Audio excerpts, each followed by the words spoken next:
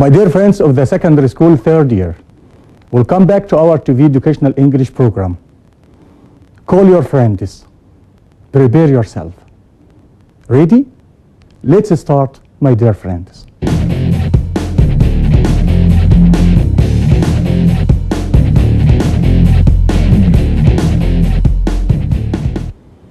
Writers and stories. Definitions of the new words. District. تعال نشوف كلمة district ممكن تبقى ايه؟ معناها ايه؟ An area of a country or city.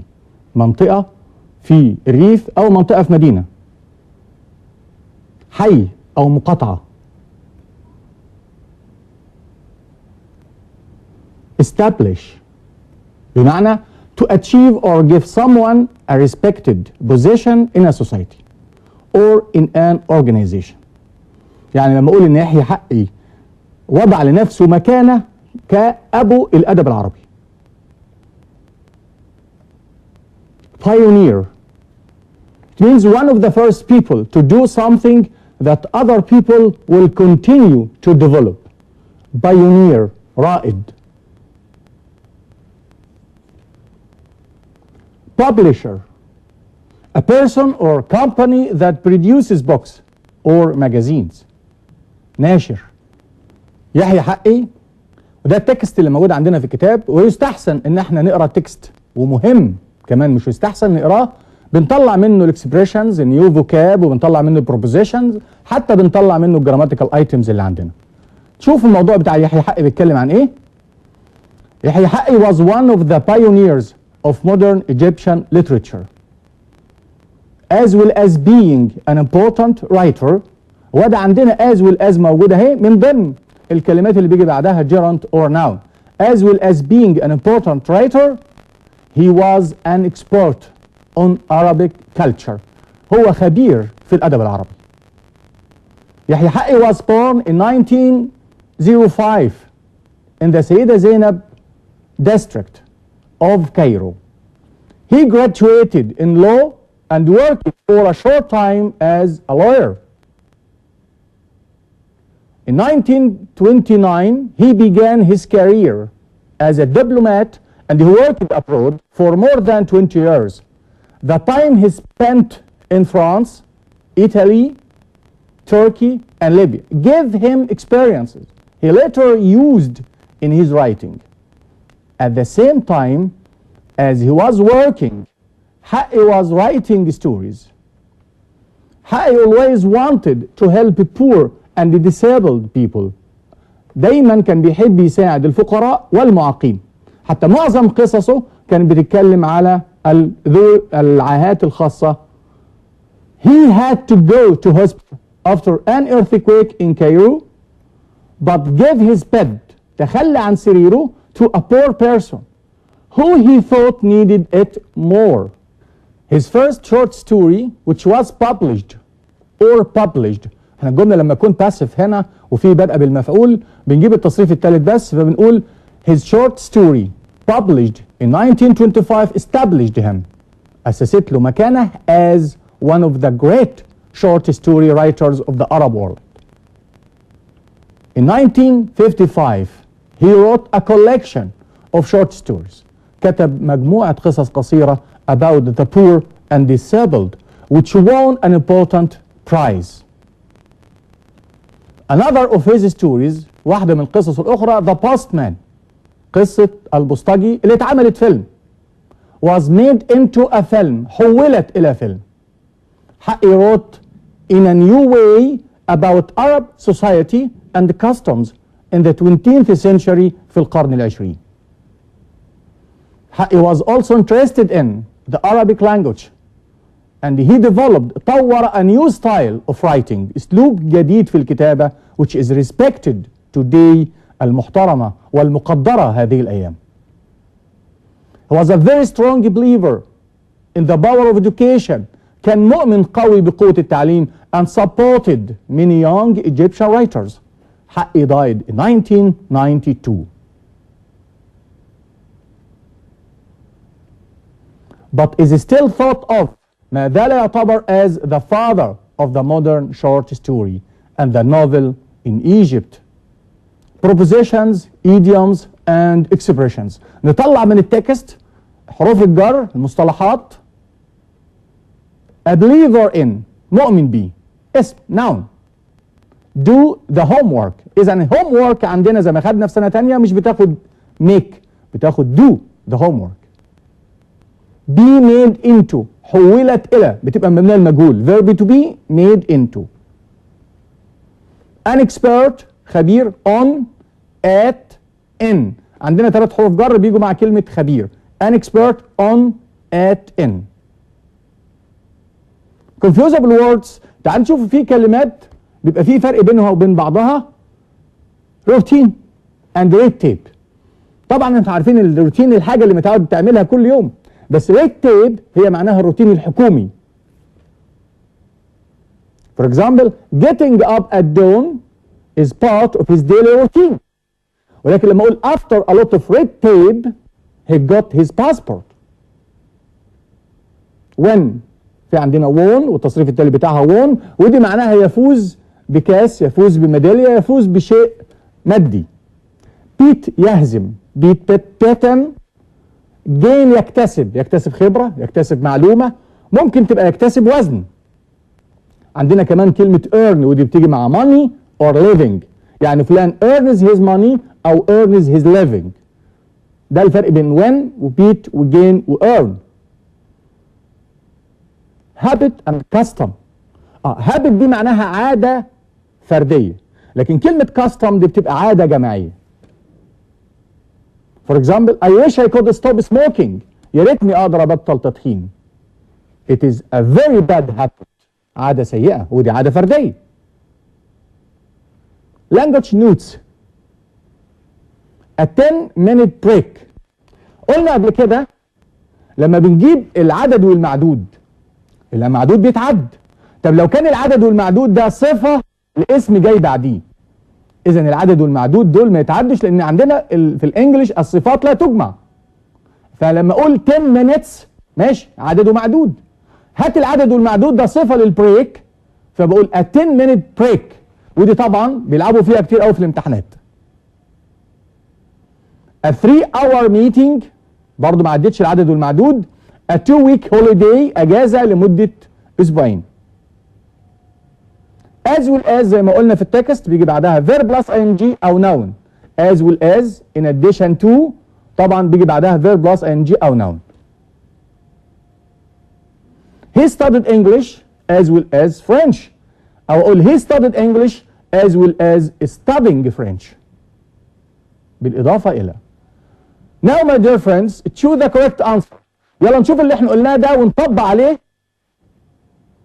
Early black and white photos show people in. الصور الأبيض وأسود القديمة بتبين الناس في إيه؟ clothes ملابس. old fashioned موضة قديمة. black fashioned white fashioned ولا torn. طبعا احنا عندنا في حاجة اسمها old fashioned معناها موضة قديمة، عكسها fashionable معناها على الموضة، وفي كلمة أقوى من كلمة fashionable اللي هي stylish. فطبعا الإجابة الصح بتاعتي that's right old fashioned. ما تنساش الإي دي اللي موجودة، ما ينفعش أقول fashion بس، لازم تبقى old fashioned. That's right. Early black and white photos show people in old fashioned clothes. My friend and I.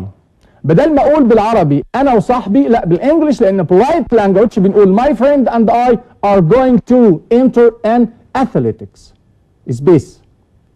We all hope to win something. Connection, combination, competition, compression. طبعا athletics competition معناها مسابقة ألعاب القوى. My friend and I are going to enter an athletics competition. I really enjoyed this book. It's written in a very simple space. بيكتب الكتاب ده simple ايه؟ Simple system, design, style or way. What is the right answer? That's right. Simple style. You are right. And really, I really enjoyed this book. It's written in a very simple style. لكن system نظام، design يعني معناها تصميم، way معناها طريقة. لا، الكتابة بتبقى بستايل معين. يحيى حقي came from a poor space of Cairo. district, capital, road, way. احنا عايزين نقول مقاطعة وحي من أحياء القاهرة، حي فقير من أحياء القاهرة، مش عاصمة ولا طريق ولا، بنقول district. So we say يحيى حقي came from a poor district of Cairo. مجدي يعقوب was one of the first heart transplant space. captains, players، هو واحد من أوائل الكابتنز ولا البلايرز ولا البايونيرز ولا astronauts رواد الفضاء. احنا عارفين heart transplant ودي خدناها في سنة تانية ثانوي. pioneers رائد من رواد زراعة القلب. مجدي يعقوب was one of the first heart transplant pioneers. In my grandfather's village في قرية جدي they دي هي المفتاح بتاعي. they still follow the same traditional space that he used to follow when he was a boy. طب هنقول في الاوبشنز بتاعتنا customs، هل هي دي عادة جماعية ولا habits ولا stations ولا costumes؟ لا بدام قلنا they هم بيتبعوا ايه؟ اذا عادة جماعية يبقى كلمة customs. لكن لو انا بتكلم عن جدي هو اللي بيتبع هقول habit باعتبار انها عادة فردية. لان العادة اللي قدامنا دي they still follow the same traditional customs.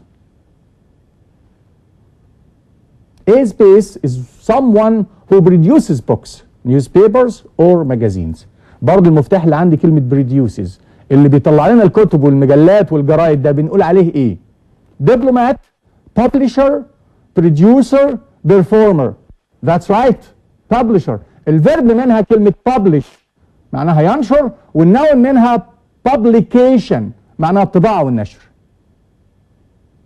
I have a 10 space break for something to eat at midday. minutes اس الجمع، minute without s، minutes apostrophe s ولا minutes s apostrophe. احنا لما قلنا ان لما يكون في عدد ومعدود وبعدها اسم، المعدود ما بيتعدش. ليه؟ باعتبار انه بقى صفة، ودي الإجابة الصح اللي انت بتقولها 10 minute break. When I was 7 لما كان عندي 7 سنين I wrote a poem which space a prize. القصيدة اللي كتبتها beat ولا gained ولا earned ولا won a prize. احنا عارفين كلمة won دي من الأفعال اللي بيجي بعدها حاجات مادية زي كلمة جايزة ومسابقة، فطبعا بنقول won a prize معناها يفوز بجايزة. When I was 7 I wrote a poem which won a prize. حق is a story. قصة بتاع يحيى حق اللي كتبها اسمها The Postman was a space into a film. done into a film. هل expressions اللي عندنا حولت لفيلم بنقول done into a film، worked into a film، played into a film ولا made into a film؟ You are right. That's right. made into a film. قصة يحيى حق البوستمان حولت إلى فيلم. طبعا كان بطولة شكري سرحان زي ما احنا عارفين.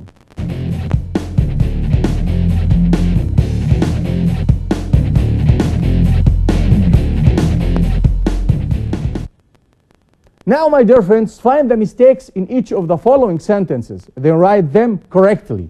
الأول find the mistake. دور على الغلطة. الأول بنقرأ الجملة كلها. دور على الغلطة، طلع الغلطة واكتب قصادها الإجابة الصح. يحيى حقي was a strong belief in the power of education. طب عايز أقول يحيى حقي هو مؤمن قوي بقوة التعليم.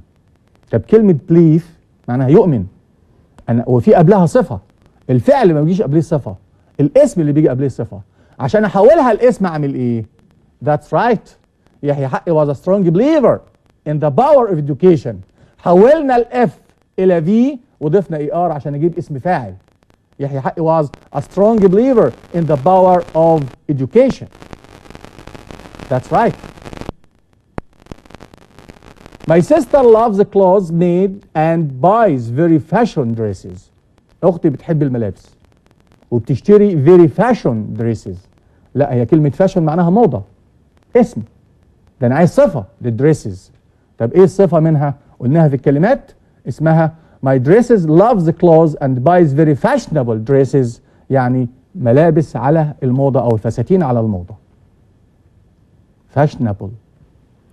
A publication is someone. في الأول كده قابلني publication اسم، بس دي معناها الطباعة أو النشر. هل ده someone who produces books؟ هل الطباعة شخص بينتج، ولا الناشر هو الشخص اللي بينتج كتب ومجلات وجرايد؟ إذا الغلط في كلمة publication. The right answer is publisher is someone. الناشر نفسه is someone who produces books, newspapers or magazines. Publisher, ناشر. يحيى حقي was born in 1905 in the سيدة زينب country of Cairo. لا، هي سيدة زينب مش country، هي مش دولة ومش ريف. لو قلنا ده country يبقى الريف. امال هي ايه؟ هي مقاطعة. طب احنا خدنا كلمة مقاطعة يعني ايه النهارده؟ وحي يعني ايه النهارده؟ حي من الأحياء. That's right, district. يحيى حقي was born in 1905 in the سيدة زينب district of Cairo. فالإجابة الصح عندي بتبقى كلمة district. يحيى حقي is thought of as the mother of the modern short story in Egypt. طب يحيى حقي ينفع يبقى the mother؟ يعني بالفهم بتاعك كده للجملة، يحيى حقي ينفع يبقى the mother of the modern short story؟ لا، ده هو أبو القصة القصيرة. فطبعا يحيى حقي is thought يعتبر of as the father of the modern short story in Egypt.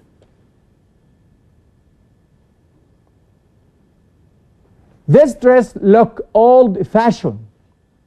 الفستان ده يبدو ان هو موضة قديمة، بس كلمة old fashioned مكتوبة غلط. What is the right answer؟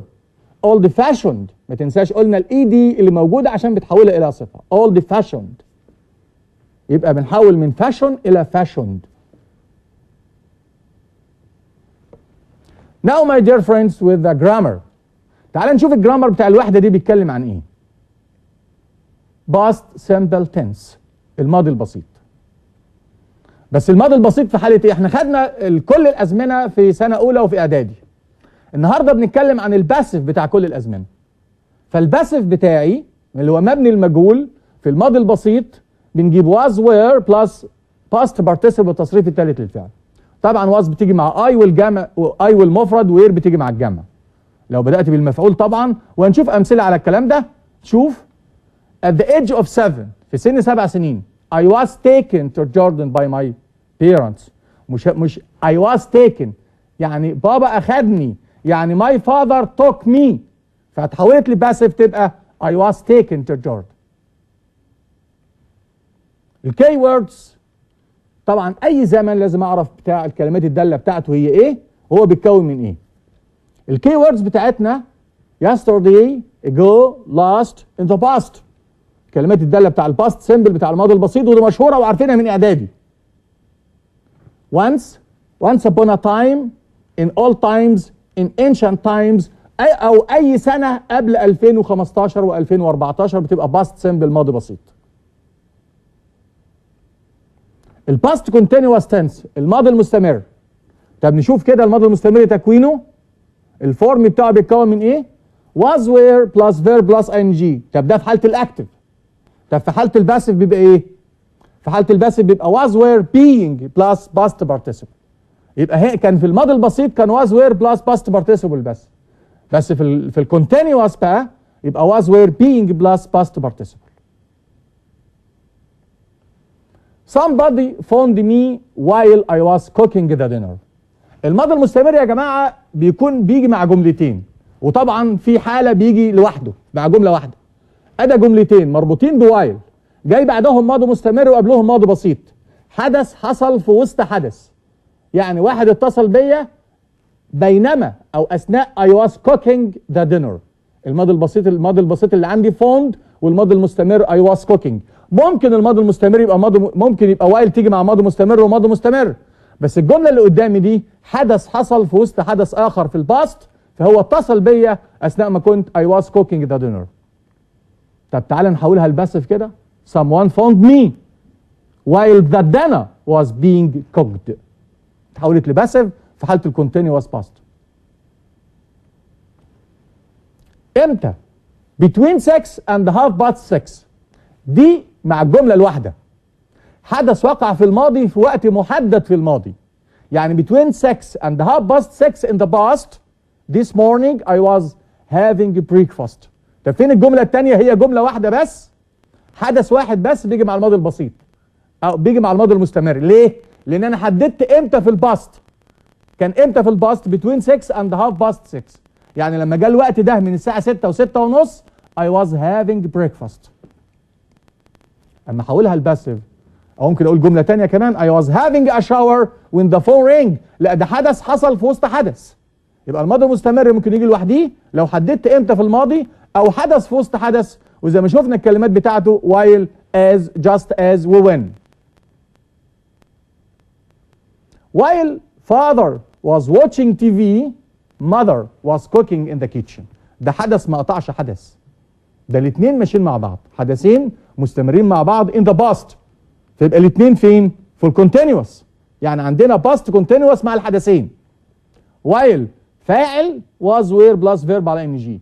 طب شيل الفاعل، شيل father، ما ينفعش اقول while was watching. امال هنعمل ايه؟ while watching TV، اثناء مشاهده التلفزيون. key words الكلمات بتاع الماضي المستمر بتبقى او الماضي المستمر while as just as and when. all day yesterday دي بتخلي الجمله حاجه واحده، جمله واحده. the all day yesterday ده برضه بيخلي جمله واحده بس في الزمن بتاعي. all the time for an hour yesterday برضه حدث وقع في الماضي في مده معينه اللي هي for an hour yesterday. while he was leaving the house the phone rang. حدث حصل في وسط حدث. as he was leaving the house the phone rang. while as just as الثلاثه بيعملوا عمل بعض، لما بيجي بعدهم فاعل يبقى عند was were plus verb plus ing. just as he was leaving the house the phone rang. مجدي couldn't hear. تعالى بقى في الامتحان ممكن ما يجيبلكش while وas وجاست as، بس انت عارف ان الماضي المستمر بيجي امتى؟ لما يكون في حدثين في الماضي وحدث حصل في وسط حدث. مجدي couldn't hear the phone. مجدي ما قدرش يسمع التليفون، وكلمة couldn't دي في الباست. ليه؟ لأنه ساعتها لما التليفون كان بيضرب ساعتها he was having a shower. ما قلناش بقى while وas وجاست as، ده جاب لي because. يبقى لما يكون because قبلها ماضي بسيط ممكن يجي بعدها ماضي مستمر لأن حدث حصل في وسط حدث. طب لو أنا عايز أجيب during بيجي بعدها verb plus ing أو noun، فبنقول during having lunch أو during the lunch time the phone rang. during my lunch time the phone rang. طب لو عايز اشيل when واجيب يجي بعدها verb على ing، لا when ما يجيش بعدها verb على ing، امال هنعمل ايه؟ هنشيل when ونحط مكانها on. في الحالات اللي هيجي بعدها verb على ing تبقى on seeing the police the thief ran away. مجرد رؤيته للشرطة الحرامي هرب. past perfect اللي هو بنقول عليه الماضي التام. الفورم بتاعه التكوين بتاعه في الاكتف هاد وتصريف ثالث، والماضي التام ده حدثين في الماضي، حدث اول وحدث ثاني. الحدث اللي حصل في الاول يبقى ماضي تام past perfect، الحدث الثاني بيبقى past simple ماضي بسيط. يعني معنى كده ان الماضي التام هيجي مع حدثين، وطبعا بدام جاي جملتين وحدثين يبقى لازم يكون في اداه ربط had plus past participle. في الباسيف had been plus past participle. For example, as soon as the photograph had been taken مجرد ما الصورة أخذت it was shown to his friend. يعني مجرد ما واحد had taken the photograph he showed it to his friend. فتحولت الجملتين في الباسيف زي ما انت عايز. جاء بعدها as soon as، جاء بعدها الاوبجكت المفعول، فجبنا had been زي التصريف ثالث. الكي ووردز بتاع الباست بيرفكت بتاع الماضي التام after when as soon as، زي ما احنا عارفين دول ممكن بيجي بعدهم الحدث الاول، بس when دي بنعتبرها جوكر، يعني ممكن يبقى بعدها الحدث الاول او الحدث الثاني حسب الجمله اللي جاي بعدها. after when as soon as بيجي بعدها past perfect، والحدث الثاني بيبقى past simple. ممكن الحدثين يبقى باست سامبل. امتى؟ لما ما يكونش في فاصل زمني بين الحدثين. before by the time الاثنين بيعملوا عمل بعض، بيجي بعدهم الحدث الثاني وبعد كده الحدث الاول. باست سامبل وبعد كده باست بيرفكت. طب لما اجيب تل وانتل، لا لازم يكون قبلها باست سامبل بس بيكون نيجاتيف، يعني ماضي بسيط منفي. طب بتنفى بايه؟ انا ممكن انفيه بديدنت، انفيه بوازنت، weren't، وممكن النفي يبقى في المعنى. يعني لما اقول مثلا في جمله he refused to leave، رفض يمشي until she had come. طب هو فين النفي؟ النفي موجود جوه المعنى نفسه. يبقى till وانتل بيجي قبلهم ماضي بسيط منفي، وبيجي بعد كده بيجي بعديهم الباست بيرفكت الماضي التام اللي احنا شغالين عليه. For example, when he had read the novel he watched TV. يعني الأول هو قرأ النوفل، قرأ الرواية، وبعد كده اتفرج على التلفزيون. As soon as he had found a place، مجرد ما لقى مكان he parked his car، ركن العربية بتاعته. هو الأول لقى المكان وبعد كده ركن العربية. لقى المكان حدث أول فجبناها ماضي تام، والحدث الثاني ماضي بسيط. Before he parked his car، قبل ما كان يركن عربيته he had found a place، كان لقى مكان الأول. By the time اللي بتساوي كلمة before the police arrived ماضي بسيط، the thief had escaped ماضي تام. He didn't park his car ماضي بسيط منفي، فبنجيب till أو until.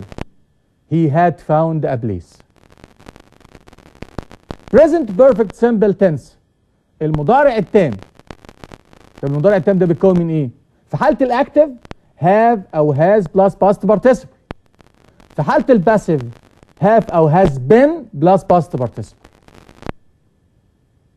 For example, something is wrong with his car, so he has taken it to the garage. مضارع تام has taken. Something is wrong with his car, so it has been taken to the garage. يعني العربية أخذت للميكانيكي. It has been taken مبنية للمجهول. الاستخدام بتاعنا I have lived in Cairo for many years. ده معناها I still live in there، معناها أنا ما زلت عايش في القاهرة. حدث وقع وما زال مستمر. I have lost my keys. أقولها إمتى؟ لما يكون حدث وقع وما زال أثره موجود. سي مثلا أنا بفتح الشقة بتاعتي لقيت المفتاح مش لاقي مفتاحي، فوقفت قدام الباب لغاية ما يفتحوا لي جوه. جاري عدى عليا بيقول واقف كده ليه؟ طب هنا الأثر موجود، أقول له I have lost my keys. يعني I can't open the door now. لكن لما أخش البيت بقى والمدام تسألني أنت ما فتحتش مفتاحك ليه؟ أجيبها بقى ماضي بسيط لأن الحدث انتهى وأنا دخلت الشقة، فأقول I lost my keys. بس دلوقتي ما زال الحدث أثره عليا I have lost my keys. عشان كده I can't open the door. طب لو ما هنجيب قاعدة sense. sense ده برضه من الكلمات من الكي ووردز اللي بتيجي مع المضارع التام.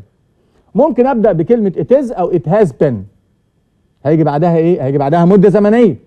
وبعد كده sense، وsense يجي بعدها ماضي بسيط.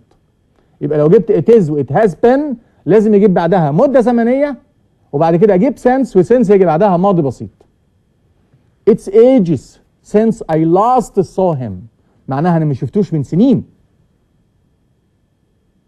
For example, it's the first time I have been to London.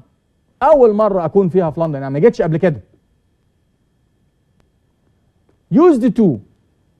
عندنا كمان في الوحدة استخدامات used to. لما بيجي بعدها فعل في الانفينيتيف. used to معناها يعتاد على، لما يكون في قبلها فاعل. He used to swim every day. طب ازاي احنا قلنا every day وانت قلت used to في الباست؟ لا every day in the past. يعني he used to swim every day when he was young لما كان صغير. He doesn't do this now. عشان كده هو ما عادش بيعمل كده دلوقتي. He used to smoke. افهم من كده ايه؟ But now he doesn't. He no longer smokes. He used to smoke معناها he doesn't smoke anymore. في حالة السؤال did الفاعل used to. يعني ما قلتش used تاني بدام جبت did. Did you used to walk to school؟ هل انت كنت متعود تروح المدرسة ماشي؟ يلا نطبق اللي احنا قلناه. choose the correct answer. I space the newspaper every day. طب اشوف اللي بعدها كده، بقول لي now I don't have the time. دلوقتي ما عنديش وقت. يبقى معنى كده اللي كنت بقراها والجريدة اللي كنت بقراها قبل كده كل يوم دي كانت عادة في الباست. used to read, was reading, had read ولا have read. That's right. I used to read. So we say I used to read the newspaper every day. Now I don't have the time. I space to a football match at the weekend. I was taken. I took. طب لما قلت I taking برضه بقت الجملة active. had taken بقت active وانا ما عنديش مفعول، فاذا انا اللي وقع عليها الفعل، فتبقى الجملة I was taken. So we say I was taken to a football match at the weekend. What is space when I called you?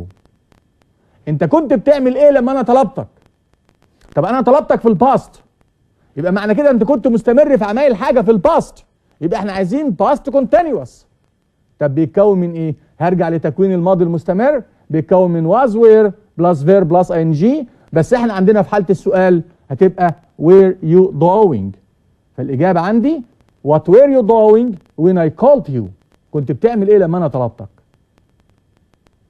we space to give in our homework on Tuesday. given معناها يسلم، يعني احنا ايه؟ هقول احنا قلنا نسلم الواجب ولا اتقال لنا؟ احنا اللي اتقال لنا، لان لو قال وي تولد يبقى تولد لمين؟ واحنا قلنا لمين؟ يبقى احنا اللي اتقال لنا. يبقى عايز الجمله برضو اكتف ولا باسيف؟ ذاتس رايت، عايزها باسيف. ارجع قول لنفسك باسيف ده بيتكون من ايه؟ بيتكون من فيرب تو بي بلس باست بارتيسيبل. طب تعالى امشي معايا. تولد مفيش فيها فيرب تو بي. وير تيلينج فيها فيرب تو بي بس مش تصريف ثالث. هاف تولد جايب لي تصريف ثالث من غير فيرب تو بي. لازم الاثنين مع بعض، لازم فيرب تو بي بلس باست بارتيسيبل.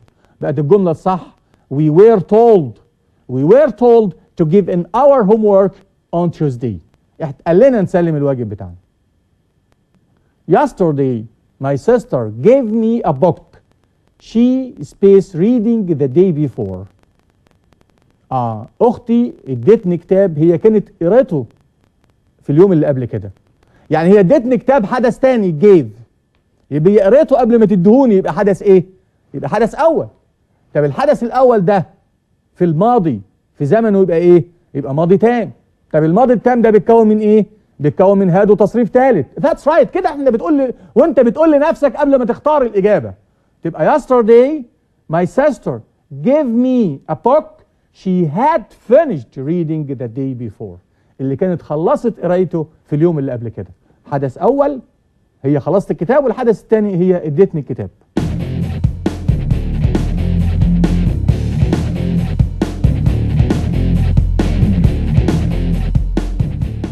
Now we come to the end of this unit today.